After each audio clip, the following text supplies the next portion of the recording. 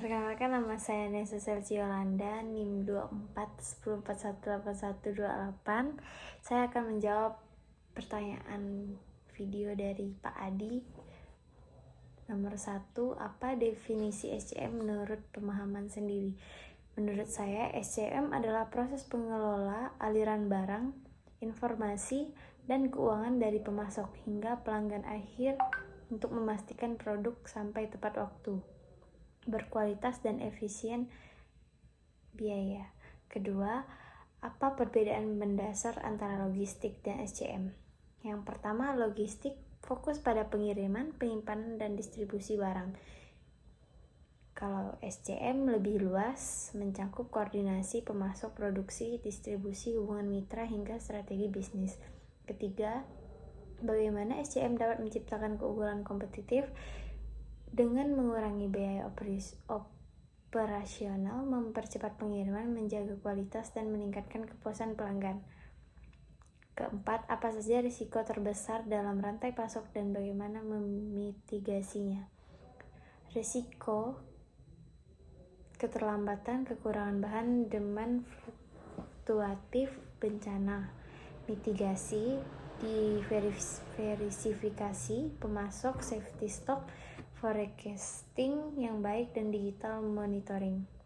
Kelima, jelaskan bullwhip effect dan contoh nyata. Bullwhip effect adalah ketika permintaan kecil di tingkat konsumen menghasilkan fluktuasi besar di tingkat pemasok. Contohnya, panic buying saat pandemi menyebabkan stok habis dan pabrik kewalahan. Bagaimana IoT dapat mengubah cara untuk mengelola inventaris? IoT kemungkinan pemantauan stok real time, otomatis, permintaan ulang, dan mengurangi human error. Ketujuh, apa peran demand forecasting dan metode apa yang paling efektif?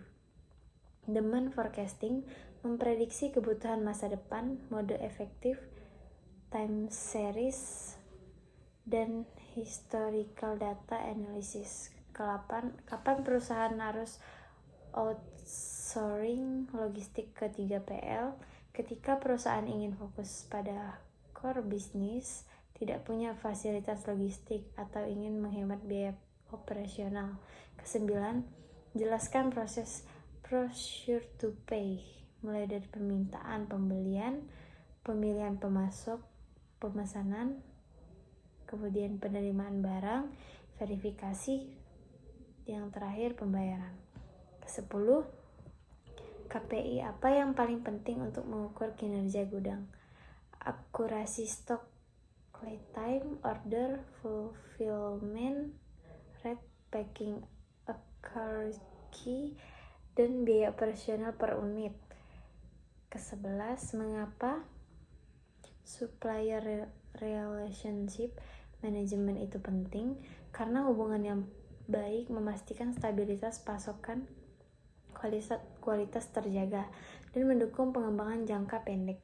Ke-12, bagaimana menekan biaya tanpa mengorbankan kualitas? Optimalkan proses, negosiasi pemasok, otomatisasi manajemen persediaan yang lebih baik. Ke-13, apa itu grand supply chain? Mengapa penting? Rantai pasok yang ramah lingkungan, mengurangi limbah, efisiensi energi, penggunaan bahan ramah lingkungan. Penting karena tuntutan regulasi dan konsumen. Ke-14, bagaimana memastikan etika kerja pemasok di negara terpenuhi? Audit berkala, sertifikasi standar, atau ISO, fair trade, dan code of conduct, dan monitoring pihak ketiga. Ke-15, apa peran kolaborasi antara marketing dan SCM? Marketing memberi informasi permintaan, SCM memastikan ketersediaan produk sesuai kebutuhan pasar. Ke-16, bagaimana AI dapat mengoptimalkan rantai pasok? AI membantu forecasting lebih akurat, routing pengiriman, deteksi risiko, dan otomatisasi keputusan. Ke-17, apa itu blockchain dan potensinya di SCM, teknologi pencatatan digital yang transparan dan tidak bisa diubah, potensi, trackability, keaslian produk, dan keamanan data. 18. Tantangan terbesar SCM dalam 5 tahun ke depan. Disrupsi global, digitalisasi cepat, sustainability, dan ketergantungan teknologi. 19. Keputusan apa yang harus diambil saat menghadapi disrupsi global seperti pandemi? Diverifikasi kartu pemasok, peningkatan cadangan stok, digitalisasi operasi, dan perubahan strategi distribusi.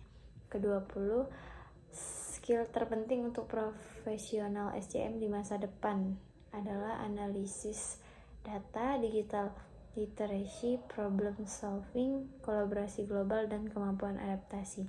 Terima kasih.